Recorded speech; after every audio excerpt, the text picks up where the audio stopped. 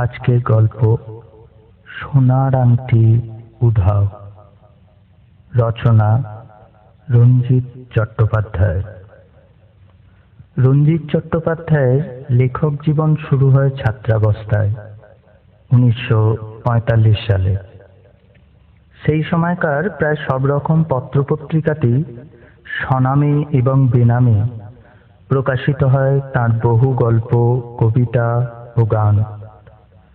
1952 সালে রোমাঞ্চ পত্রিকার সম্পাদনার ভার গ্রহণ করার পর লেখক জীবন থেকে ধীরে ধীরে সরে যান। শেষ লেখা বেরোয় ভারতবর্ষ এবং প্রবাসীতে সম্ভবত 1962 সালে।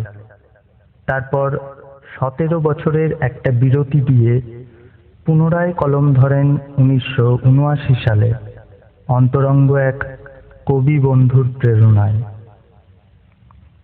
আনন্দবাজার, দেশ, আনন্দমেলা, আনন্দলোক, যুগান্তর প্রমুখ পত্রপত্রিকায় প্রকাশিত হতে থাকে গল্প ইত্যাদি বিভিন্ন রচনা। কলকাতা বেতার কেন্দ্র থেকে বহু গল্পই তার নাট্যায়িত হয়েছে এবং চলচ্চিত্রিতও হয়েছে একটি কাহিনী। স্বভাবে লাজুক এই লেখকের নেশা ছিল লেখার চেয়ে পড়া এবং পড়ার চেয়ে ভাবা। শুধু বড়দের নয়, কিশোর সাহিত্য রচনাতে যে রঞ্জিত চট্টোপাধ্যায় কতখানি সিদ্ধহস্ত তার প্রমাণ এই সোনার আংটি উধাও গল্পটিতে। 8-এর দশক বা 9-এর দশকের মাঝামাঝি পাক্ষিক আনন্দমেলা যারা নিয়মিত পড়তেন, কিশোর গোয়েন্দা অভ্রদীপের নাম তাদের না জানার কথা নয়।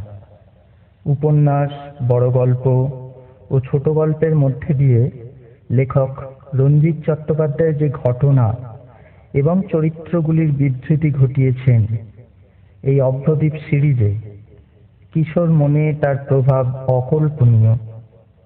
অভ্রদীপ যেন ও দেশের শার্লক হোমস এবং এদেশের ব্যোমকেশের ক্ষুদে সংস্করণ। শরীরের 5টি ইন্দ্রিয়ই তার যে কতখানি সজাগ এবং সতর্ক, এই গল্প না শুনলে তার কিছুমাত্র আঁচও পাওয়া যাবে না। আজকের গল্প সোনার আংটি উধাও। গল্পটি প্রকাশিত হয় সোনার আংটি উধাও গল্পগ্রন্থে। রচনা রঞ্জিত চট্টোপাধ্যায়। গল্প পাঠে সৌরভ বন্দ্যোপাধ্যায়। সম্পাদনা এবং শব্দ প্রক্ষেপণে চিরঞ্জিত দাস। শুরু হচ্ছে আজকের গল্প সোনার আংটি উধাও। রিসিভারটা কানে লাগাতেই চমকে উঠলাম। সময় মতো সামলে না নিলে হাত ফসকে হয়তো ওটা পড়েই যেত। ওপার থেকে ভেসে এলো অভ্রর মায়ের গলা। গলা বললে বোধহয় ভুল হবে। কান্না, ভয় এবং দুশ্চিন্তায় দলা পাকানো একটা অস্ফুট আওয়াজ মাত্র। অসংলগ্ন কাঁপা কাঁপা কটা কথা, এবং সেটা শুনেই আমার পায়ের রক্ত তখন মাথায় ওঠার জোগাড়। কোনো কিছু জিজ্ঞাসা করবার অবকাশটুকুও পেলাম না। তার আগেই লাইনটা হঠাৎ কেটে গেল। কেটে গেল না, অভ্রর মাই ছেড়ে দিল। কয়েক পলকের জন্য থমকে গেলাম যেন। অভ্র এবং অভ্রর মা পুলিশি হুজ্জুতে, এ যে ভাবাই যায় না। তাড়াতাড়ি ফাইল পত্র গুটিয়ে রেখে একরকম দৌড়েই বলতে গেলে দোতলায় উঠে গেলাম। তারপর কখন যে পাজামা বদলেছি, গেঞ্জির ওপরে বুশশার্ট চাপিয়েছি আর বুটের বদলে পায়ে গলিয়েছি স্যান্ডেল জোড়া, খেয়ালই ছিল না। খেয়াল হলো যখন চৌরঙ্গির মোড়ে ট্রাফিকের জ্যামে গিয়ে আটকালো আমার স্কুটার, আর রিস্টের দিকে তাকাতে গিয়ে নজরে পড়লো ঘড়িটা নেই। নেই মানে আর কিছুই নয়, পড়ে আসতেই ভুলে গেছি। গাড়ির সব রকম হর্নের আওয়াজ, ডিজেলের কালো ধোঁয়া আর নাক জ্বালা করা চড়া গন্ধ, লোডশেডিংয়ের বীভৎস অন্ধকার এবং সবার ওপরে কানে লেগে থাকা অভ্রর মায়ের অস্ফুট কাতরোক্তি, তখন বুঝি আমায় শুধু পাগল করতে বাকি রেখেছে। কোনো দিন যদি একটা কথা শুনলো আমার। বহরমপুরে থাকার সময়ে আমার পাশের কোয়ার্টার্সের একটি পরিবারের সঙ্গে এমন একটা মাখামাখি করে বসলো যে কোনো একটা উপলক্ষ হলেই হলো, নিমন্ত্রণের লাল চিঠি সেখান থেকে আসবেই আসবে, এবং শুধু এলেই হবে না, যোগও দিতে হবে প্রতিটি অনুষ্ঠানে, নইলে নাকি মান সম্মান সব খোয়া যাবে তার।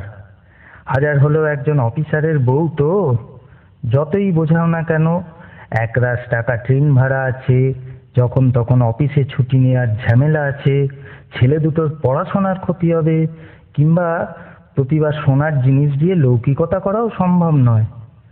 তা কি কার কথা শোনে? হয় চিৎকার করে পাড়া কাঁপাবে, নয়তো পা ছড়িয়ে কাঁদতে বসে যাবে। প্রথম প্রথম বোঝাবার চেষ্টা করেছি অনেক, কিন্তু হালে পানি না পেয়ে শেষ পর্যন্ত আত্মসমর্পণ করতে বাধ্য হয়েছি। বুঝেছি ওকে বোঝানো মানে ফুটো পাত্রে জল ঢালা।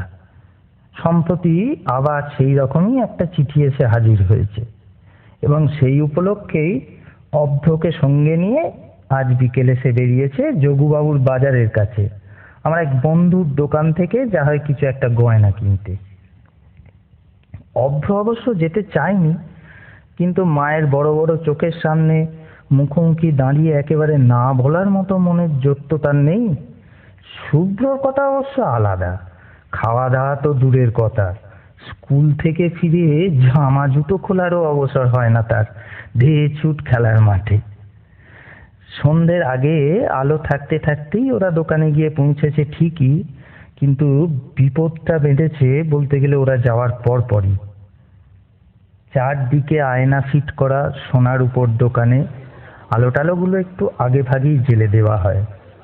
অভ্ররা যখন পৌঁছয় বাইরে দিন থাকলেও দোকানে তখন রাত, অর্থাৎ সব কটা জোরালো বাতি জ্বলছে, এবং আয়নায় আয়নায় প্রতিবিম্বিত হচ্ছে হাজার হাজার রূপোর বাসনের সেট, কালো কালো মানুষের মাথা আর হাত মুখ নাড়ার ছবি। যদিও দোকানে তখন অভ্র এবং তার মা ছাড়া ছিলেন ভারী ভুরি চেহারার ৩-৪ জন মহিলা এবং অল্প বয়সী একজোড়া দম্পতি। বিমল আমার বন্ধু এবং তার ভাই অমল, দুই ভাই ব্যস্ত ছিল খদ্দের সামলাতে। কর্মচারী দুজনের একজন ধুনো গঙ্গা জল দেওয়ার উদ্যোগ করছে, আর একজন কোলাপসিবল গেটটা আধখানা বন্ধ করার ব্যবস্থা করছে। আজকাল দিনকাল তো বড় খারাপ, বেশিরভাগ সময়ই গেট বন্ধ রাখতে হয়। অভ্ররা পৌঁছলো ঠিক সেই সময়টাতেই। জুয়েলারি শপের দোকানদারের চোখ শকুনের চোখকেও টেক্কা দেয়। আয়নায় আয়নায় সে চোখ যেন চারিদিকেই নেচে নেচে বেড়ায়। তবু সেই গুটি কয় খদ্দেরের মধ্যেও সারি সারি সাজানো আংটির চ্যাটালো বাক্সটা লোহার সিন্দুকে তুলে রাখার আগে হঠাৎ বিমলের নজরে পড়ে একটা খোপ যেন ফাঁকা, অর্থাৎ একটা আংটি সেখানে নেই। বাক্সটা বিমল অমলকে দেখাতে অমলেরও ভুরু দুটো কুঁচকে উঠল। ফিসফিস করে দু ভাইয়ে কি কথা আদান প্রদান হয়ে গেল। কাউন্টারের ওপর গয়নার অন্যান্য বাক্সগুলোর ওপর কড়া নজর রাখল বিমল, আর অমল ঝুঁকে পড়ে একবার এদিকে একবার ওদিকে সন্ধানী দৃষ্টিটা বুলোতে লাগলো। ওদিকে তুষ্টুবাবু বহু পুরনো কর্মচারী, কিছু একটা আন্দাজ করে কোলাপসেবল গেটটা দিলেন পুরো বন্ধ করে। কাউন্টারের ওপরে হুমড়ি খেয়ে পড়ে এতক্ষণ অপর খদ্দেরের গয়না বাছাইয়ের দিকে জুলজুল করে তাকিয়ে তাকিয়ে দেখছিল অভ্রর মা, আর একবার এটা একবার ওটা নিয়ে নাড়াচাড়া করছিল মাঝে মাঝে। অমল আর বিমলের হাব ভাব দেখে হঠাৎ তার মনে কেমন সন্দেহ জাগে। জিজ্ঞেস করে বসে, কি হলো, আপনারা যেন কি একটা খোঁজাখুঁজি করছেন মনে হচ্ছে, কিছু হারালো টারালো নাকি? না মানে হ্যাঁ, একটা আংটি। সৌজন্যের হাসি বজায় রেখে সবাইয়ের দিকেই একবার চোখ বুলিয়ে নিয়ে নরম গলায় অমল ইচ্ছে করেই আমতা আমতা করে বলল, এইমাত্র ছিল, হঠাৎ দেখতে পাচ্ছি না তাই। তারপরই অল্প বয়সী দম্পতিটির দিকে সরাসরি তাকিয়ে যথেষ্ট বিনয়ের সঙ্গেই বলল, কিছু মনে করবেন না, আপনাদের রুমাল টুমালের সঙ্গে ভুল করে। যতই বিনয় ভাষণ হোক, ভদ্রলোক কিন্তু চটে গেলেন। ওক কাঠের পাইপটা দাঁতে চেপে ধরে সঙ্গে সঙ্গে পকেট থেকে রুমালখানা বার করে ছুঁড়ে দিলেন তিনি কাউন্টারের ওপর, এবং সেই সঙ্গে ট্রাউজার্সের পকেটগুলো পর্যন্ত উল্টে দেখিয়ে দিলেন। তার সামনে দেখে বউটিও তার ভ্যানিটি ব্যাগটা মেলে ধরলেন অমলের সামনে। বললেন, খুলে দেখুন এর মধ্যে আছে কিনা। আপনাদের ইঙ্গিতটা কিন্তু অত্যন্ত অভদ্র। জানেন, এর জন্যে ভারী ভুরি চেহারার মহিলা ৩-৪ জন তখন কাউন্টার থেকে একটু তফাতে এসে দাঁড়িয়েছেন। ওর দিকে তাকাচ্ছেন আর চোখ তীক্ষ্ণ করে মেঝের ওপর দৃষ্টি বোলাচ্ছেন। তাঁদেরও একজন চটে উঠলেন অমলের কথায়। বললেন, এই যে দেখছি আপনাদের দোকানে ঢোকাই আমাদের অন্যায় হয়েছে, এমন জানলে কি আর। আরেকজন বলে উঠলেন, ভালো করে মিলিয়ে দেখুন, আসলে হারিয়েছে না অন্য কোনো খদ্দেরকে বিক্রি করেছেন। ক্যাশ মেমোটা চেক করে দেখুন না। কাউন্টার থেকে গয়নার বাক্সগুলো সব সরিয়ে ফেলল বিমল। তলায় কাঁচের শোকেসের খাঁজ বাঁক তন্ন তন্ন করে খুঁজল। ফুলঝাড়ু দিয়ে এধার ওধার সব বুলিয়ে দেখল। নিকটি দানি, কোষ্টি পাথরের আশপাশ, টেলিফোনের ধারে বিলবই, ক্যাশ মেমো, খেরো বাঁধানো খাতা স্তূপ সরিয়ে ঠুকে ঠাকে ঝাড়ল মুছল, কিন্তু আংটির কোনো পাত্তা পাওয়া গেল না। এদিকে সময় যত গড়াচ্ছে, ওক কাঠের পাইপ মুখে ভদ্রলোকের চোখ মুখ ততই লাল হচ্ছে। রাগে ফোঁস ফোঁস করতে করতে একসময় তিনি আর থাকতে না পেরে বলে উঠলেন, এভাবে আর কতক্ষণ আমাদের ডিটেন করিয়ে রাখবেন মশাই? আমাদের কি সময়ের দাম নেই মনে করেন? গেটটা খুলে দিতে বলুন, চলে যাই। সন্দেহ আর সার্চ করে নিন আমাদের। সঙ্গে সঙ্গে তার সহধর্মিনীরও ক্রুদ্ধস্বর বেরিয়ে এলো, হ্যাঁ তাই করুন, করে আমাদের রেহাই দিন। আপনাদের তুচ্ছ একটা আংটির জন্য আমরা হ্যারাস্ট হতে যাব কেন? ওর সঙ্গে সুর মিলিয়ে ভারী ভুরি চেহারার মহিলারাও সমস্বরে বলে উঠলেন, ঠিকই তো, আমরা কি করলাম? আমাদের আটকে রাখা কেন বাপু? অভ্রর মা সেই গোড়াতেই যা কথা বলেছিল, তারপর থেকে একেবারে চুপ। অভ্র অনেকক্ষণ থেকেই এটা লক্ষ্য করছিল। মায়ের অসাধারণ স্বর্ণপ্রীতির কথা ভেবে কিনা কে জানে, একসময় মায়ের কাছে সরে এসে চুপি চুপি জিজ্ঞেস করলো, মা, তুমি ছড়িয়ে রাখনি তো আংটিটা? ধরা পড়লে কিন্তু বাবার আর প্রেস্টিজ থাকবে না। কি বললি? ঠাস করে অভ্রর গালে একটা চর কষিয়ে দিয়ে অভ্রর মা বলে উঠল, আর বলবি কখনো? মাকে চোর সন্দেহ করছিস? কানটা সজোরে ধরে আর একটা চর কষাবার আগেই কাউন্টার থেকে ছিটকে বেরিয়ে এলো বিমল। করছেন কি বৌদি, হঠাৎ ওকে ধরে মারছেন কেন? লজ্জায় লাল হয়ে উঠে অভ্রর মা বলে উঠল, দেখুন না ভাই ঠাকুরপো, ছেলের আসপদ্দাটা একবার দেখুন। শেষ পর্যন্ত আমাকেই বলে কিনা। আরে ওর দোষ কি? ছেলে মানুষ, সরল মনে ও কি বলেছে না বলেছে। সবার দৃষ্টি তখন অভ্রর মায়ের ওপর গিয়ে পড়েছে। বলাই বাহুল্য যে সে দৃষ্টি সন্দেহ আর শ্লেষে ভরা। ভারী চেহারার একজন মহিলা হঠাৎ বলে বসলেন, আজকাল মানুষ চেনাই দায়, কার মনে যে কি আছে। সঙ্গে সঙ্গে অল্প বয়সী বউটিও তাকে সমর্থন জানিয়ে বলে উঠলেন, তা যা বলেছেন। ওক কাঠের পাইপটা নিভে গিয়েছিল। দেশলাই কাঠি জেলে আগুন লাগাবার চেষ্টা করেও সেটা দিয়ে ধোঁয়া বেরোচ্ছে না দেখে ভদ্রলোক পকেট থেকে তামাকের প্যাকেটটা বার করলেন। তারপর পরিমাণ মতন তামাক দিয়ে পাইপে ঠাসতে ঠাসতে অমলের দিকে ফিরে বললেন, এক কাজ করুন, থানায় ফোন করে দিন একজন মেয়ে পুলিশ সঙ্গে নিয়ে যেন এক্ষুনি চলে আসে। তারপর একে একে সার্চ করে প্রকৃত চোরকে তারা ধরুক। অবশ্য আংটিটা যদি সত্যিই আপনাদের চুরি হয়ে থাকে। অমলের গলা তখনও বিনীত। বলছেন যখন তাই করছি, কিন্তু এতে আমরা অত্যন্ত অস্বস্তি বোধ করি, লজ্জা পাই। আপনারা সবাই ভদ্রলোক, আর আপনাদের নিয়েই তো আমাদের ব্যবসা। এক মুখ ধোঁয়া ছেড়ে ভদ্রলোক কড়া গলায় বললেন, থাক, আর বিনয় করতে হবে না, যা বলছি করুন। থানায় ফোন করে দিল অমল। তুষ্টুবাবু যেমন দরজার গোড়ায় ছিলেন তেমনই রইলেন। বিমল খদ্দেরদের চেয়ারের পাশে একটা চেয়ার টেনে নিয়ে বসলো। অভ্রর দিকে তাকিয়ে তার পড়াশোনার খবর নিতে লাগলো, আর ঘন ঘন রাস্তার দিকে মুখ ফেরাতে লাগলো, কখন পুলিশ আসে। অভ্রর মায়ের অবস্থা তখন শোচনীয়। লজ্জায় লাল মুখখানা তার তখন যেন মাটির সঙ্গে মিশে যেতে চাইছে। অনেকক্ষণ এইভাবে বসে থেকে একসময় যেন অতি কষ্টে মুখখানা তুলে ফিসফিস করে সে বিমলকে বলল, ঠাকুরপো, একটা কথা বলবো ভাই, যদি কোনো অসুবিধে না থাকে আমাকে একবার আপনার বন্ধুর কাছে ফোন করতে দেবেন? হ্যাঁ হ্যাঁ, কেন দেবো না। বন্ধু পত্নীর কাছে লজ্জা বাঁচাতে বিমল একটু জোর গলাতেই ফোনটা দেখিয়ে বলল, ওই তো করুন না, বলেন তো, আমি লাইন ধরে দিচ্ছি। সবার সন্দিগ্ধ দৃষ্টির মাঝ দিয়ে পাশ কাটিয়ে কাটিয়ে অভ্রর মা গিয়ে রিসিভারটা তুলল। এসব কথা আমি অবশ্য শুনেছি অনেক পরে। ট্রাফিকের জট ছাড়িয়ে, পাতাল রেলের ধুলো উড়িয়ে, আঁকা বাঁকা পথ ধরে আমি যখন গিয়ে পৌঁছলাম বিমলের দোকানে, বুঝলাম কথা কানে হেঁটে হেঁটে তখন অনেকটা দূর এগিয়ে গেছে।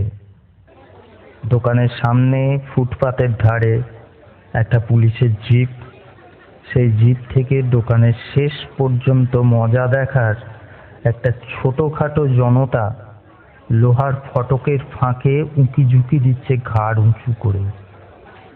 জনা তিনেক কনস্টেবল দাঁড়িয়ে আছে তাদের দিকে ফিরে, একজনের হাতে বন্দুক একটা। আর গেটের ফাঁক দিয়ে যা চোখে পড়ল, একজন মহিলা পুলিশ সমেত জনা দুই অফিসার ব্যস্ত সমস্ত হয়ে ঘটনার বিবরণ শুনছেন বিমলের কাছ থেকে। বিমলের নাম ধরে একবার ডাকতেই অফিসার দুজন পিছন ফিরে তাকালেন আমার দিকে। বিমল এগিয়ে এলো সঙ্গে সঙ্গে। অফিসারের মত নিয়ে কনস্টেবলকে অনুরোধ জানিয়ে আমাকে সে ভেতরে ঢুকিয়ে নিল। আমাকে দেখে অভ্রর মা যেন ধরে প্রাণ ফিরে পেল। ধর্মরকোচের চেয়ার থেকে উঠে সে কিছু একটা বলতে যাচ্ছিল, বাধা দিয়ে একজন অফিসার ধমকের সুরে বলে উঠলেন, এখন একটাও কথা নয়, চুপচাপ বসে থাকুন। নিঃশব্দে ফিরে গিয়ে চেয়ারে বসে পড়ল অভ্রর মা। পলকের জন্য অভ্রর দিকে একবার তাকিয়ে দেখলাম, ও বেচারারও মুখ শুকিয়ে কাঠ। না বুঝে কি বলে ফেলেছে ফস করে, তার জন্য বোধহয় ভেতরে ভেতরে খুবই অনুতপ্ত। দোকানের সামনের দিকটা যেমন কাউন্টার, শোকেস, খদ্দেরের বসার চেয়ারে সাজানো, ভেতরের দিকেও তেমনি একটা খুপড়ি ঘর রয়েছে, সেটাও সাজানো গোছানো, আয়না লাগানো। বিশেষ কোনো খদ্দের এলে বিমলরা তাকে সোজা ওখানেই নিয়ে গিয়ে বসায়। একজন অফিসার একবার ঘরখানা দেখে এলেন ভেতরে গিয়ে, তারপর মহিলা পুলিশটিকে ডেকে কানে কানে কি যেন বললেন। ভারী চেহারার যে তিনজন মহিলা ছিলেন, মহিলা পুলিশটি প্রথমে তাঁদেরই একজনকে ওই ঘরে ডাকলেন। ক্ষোভে দুঃখে অল্প বয়সী ছোকরাটি হঠাৎ বাঁ ভুরু আর ঠোঁটের ডান পাশে একটা তীব্র বিদ্রুপের রেখা টেনে বাধা দিয়ে বলে উঠলেন, দয়া করে আমাদের পাঠটা যদি আগে চুকিয়ে দেন তো বাধিত হই, আমাদেরও তো কাজকর্ম আছে। ঠোঁট থেকে পাইপটা নামিয়ে আবার তাতে তামাক ঠাসতে ঠাসতে তীর্যক দৃষ্টিতে ছোকরা ভদ্রলোকটি তাকালেন অফিসারের দিকে। অফিসার জিজ্ঞাসা করলেন, আপনারা কোথায় থাকেন বলুন তো? পাইপে তামাক ঠাসতে ঠাসতেই ভদ্রলোক উত্তর দিলেন, খিদিরপুরে। কি করেন? ব্যবসা। কিসের? ছোকরা ভদ্রলোকের চোখ দুটো যেন হঠাৎ জ্বলে উঠল। এত জেনে আপনার লাভ? কথাটা শুনে পুলিশ অফিসারের মুখখানা কড়া হয়ে উঠবার আগেই পেছন থেকে হঠাৎ অভ্র চেঁচিয়ে উঠে বলল, সত্যিই কোনো লাভ নেই মিস্টার অফিসার, কারণ উনি একটাও সত্যি কথা বলছেনই না। পলকের মধ্যে সবার বিস্ময় বিস্ফারিত দৃষ্টি গিয়ে পড়ল অভ্রর দিকে। গোড়ালিতে ভর দিয়ে পুলিশ অফিসারটি ঘুরে দাঁড়িয়ে বলে উঠলেন, তার মানে? তার মানে?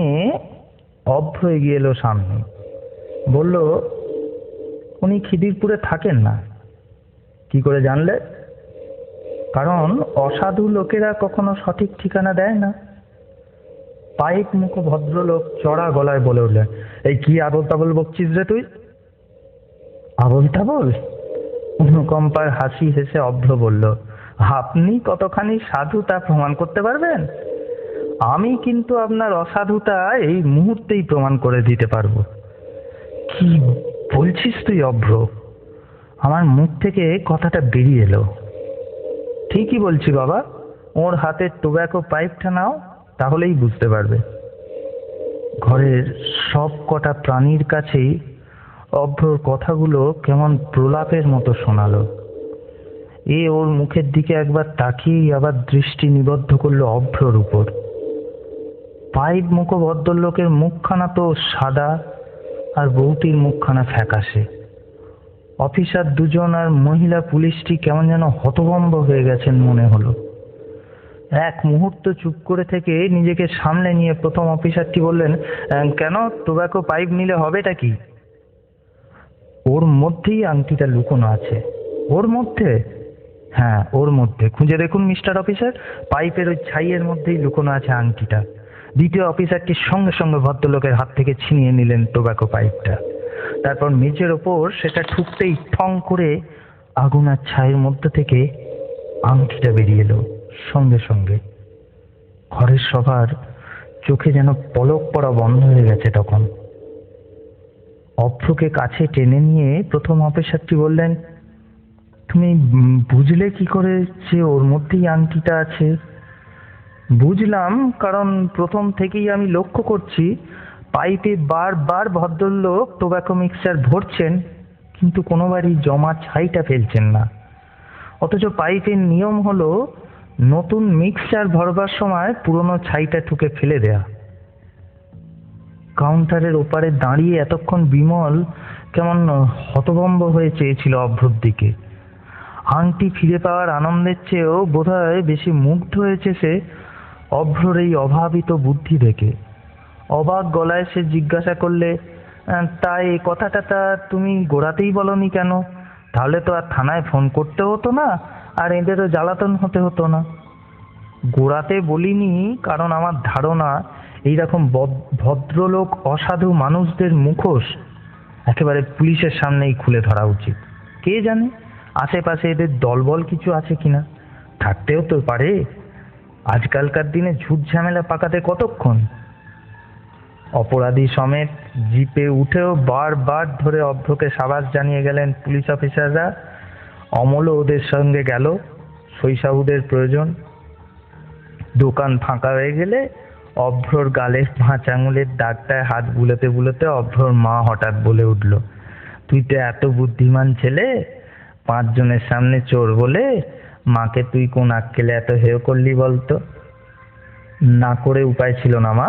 সন্দেহটা অন্যদিকে ঘুরিয়ে না দিলে ভদ্রলোক এবং ভদ্রমহিলা ঠিক বেরিয়ে যেতেন মেজাজ দেখিয়ে। ওদের যা চেহারা আর বেশবাস, তাতে পাবলিক সাপোর্টও পেয়ে যেতেন সঙ্গে সঙ্গে। ও বাবা, তোর পেটে পেটে এত? তা না হয় হলো, কিন্তু আমি একটা কথা জিজ্ঞেস করি। কৌতূহলটা চেপে রাখতে না পেরে বলে উঠলাম, টোব্যাকো পাইপে নতুন মিক্সচার ভরার আগে যে জমা পুরনো ছাইটা ছেড়ে ফেলে দিতে হয়, এটা তুই জানলি কি করে? অভ্রর গলার স্বর বেশ ভারী কি হয়ে উঠল। বলল, লাহিড়ী জেঠু, মানে মিস্টার প্রতুল লাহিড়ী যেদিন আমাদের বাড়িতে সারাদিন ছিলেন সেদিনই জেনেছি। সারাদিন ধরে লক্ষ্য করেছি যতবারই পাইপে নতুন মিক্সচার ভরেছেন পুরনো ছাইটা ফেলে দিয়েছেন ততবারই। অভ্রর কথা শেষ হবার সঙ্গে সঙ্গে সপ্রশংস দৃষ্টিতে তার দিকে তাকিয়ে ড্রয়ার টেনে 20 টাকার একটা নোট বার করলো বিমল। তারপর সেটা তুষ্টুবাবুর হাতে দিয়ে বলল, এই ভালো দেখে কড়া পাকে সন্দেশ নিয়ে এসো আগে, তারপর কথা হবে।